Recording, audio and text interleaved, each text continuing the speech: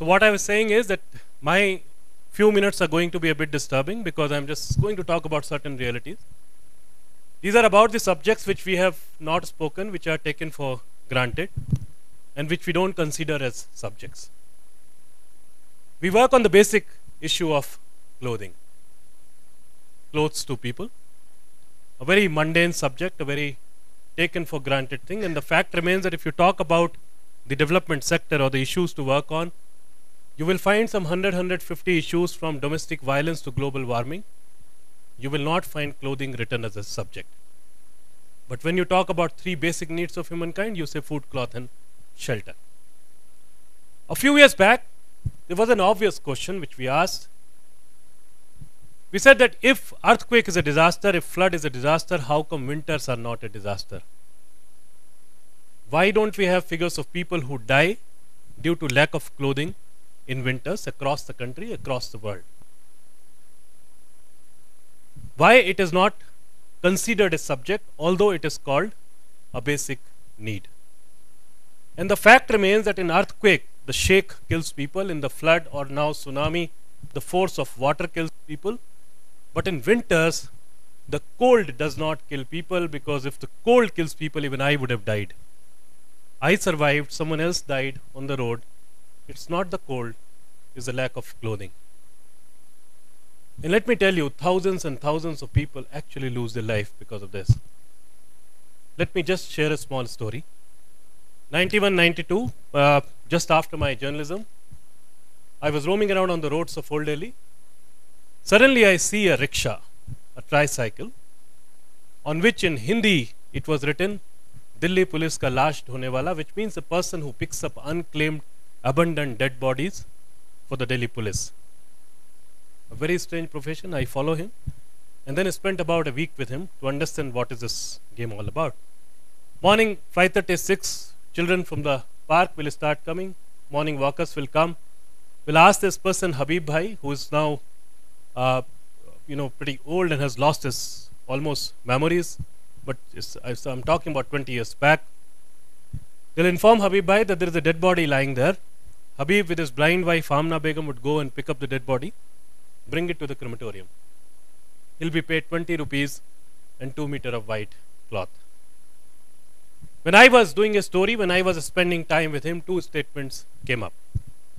First, when Habib said that in winters my work goes up, and many times I have so much of work that I can't handle it. And the work is to pick up unclaimed, abandoned dead bodies. To my utter surprise, in 91-92, in a cycle of 24 hours, Habib Bhai used to pick up 10 to 12 dead bodies just in the range of 3 to 4 kilometers from the roads of Old Delhi. In the summers, the average used to be 4 to 5. He had a little daughter, Kanis Bano, who gave the most shocking statement by saying that when I feel cold, I hug the dead body and sleep. It does not kill me, it does not turn around. In the capital of your country, outside a hospital with a footfall of 5,000, 6,000 people on a daily basis, a child is forced to sleep with a dead body to keep herself warm. What about the remaining part of the country? A thought. Different dimension. Few years later, we again asked the question, and we said that every single woman across the globe needs a piece of cloth during menses, during period. Very taboo subject. Even the most literate people do not want to talk about it. But have we ever thought that in a world where you don't have enough to cover yourself, where in India, two women sharing one sari is a common story, where blouse and petticoats are a distant dream, where women does not take a bath because she does not have anything to change, from where and how she brings that piece of cloth. 2004, like any other person out here, we also Googled and we typed sanitary pad, sanitary napkin. We found the best possible designs from the UK and US, the tampons and the cups, but not even a single major research on the subject which is related not to the women but to the human. We started traveling across the country to understand what is the issue. Some of the realities which we found that they use the dirtiest piece of cloth because it is a synonym of dirt. They wash it They cannot dry it in sunlight because of obvious reasons. Washing itself is a problem because now the entire village in slum India depends on hand pumps for water. Hand pump in the name of public convenience are always put up at a public place. So where is the privacy to wash that piece of cloth? In the slums, they actually dry it behind the doors. 6:37 before the man or the children come, they pick it up, dump it in a corner with moisture and dust, they wear it again. If you have 2 to 3 women in the family, your cycles are different, you share the same piece of cloth. Not only within the family, it is also shared with the neighbors. We further found that not only in India, but in Asia and in many countries of Africa, women are literally forced to use sand, ash, jute bags, newspaper, dry grass, even polythene. Anything which can absorb, which can stop, is used as a sanitary pad. We have cases where a lady used a piece of blouse which had a hook, she died of tetanus. We found a case where a centipede entered through the body and the lady died. And we found that the largest uterus removal issues actually happen because of this particular infection. Because you are told that now there are chances of cervical cancer, or you are already suffering with the cervical cancer, it's better to remove the uterus exactly at the childbearing age. And what do these women need? Maybe your small, old handkerchief. In 2007, when we won this World Bank's award, we were there, and a lot of people were grilling us on sustainability, measurability, business plan, whole lot of issues. We asked the last question, where we said that you are the biggest funders on health projects. How many health projects have you ever funded which had a separate budget for the sanitary pad? They didn't have any answer. How many projects have you ever seen, including health, where you even mentioned about sanitary pad? They didn't have an answer.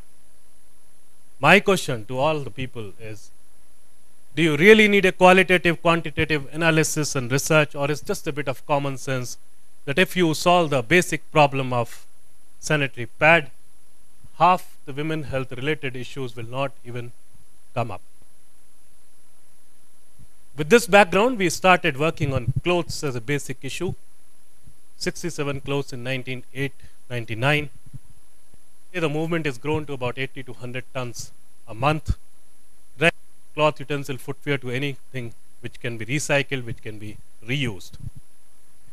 Before I move to this few pictures to show you how it is operating, one thing is the repositioning of the entire issue, which has to move away from charity, or because it is across the globe the easiest form of popular form of charity and donation when you give away your second-hand clothes.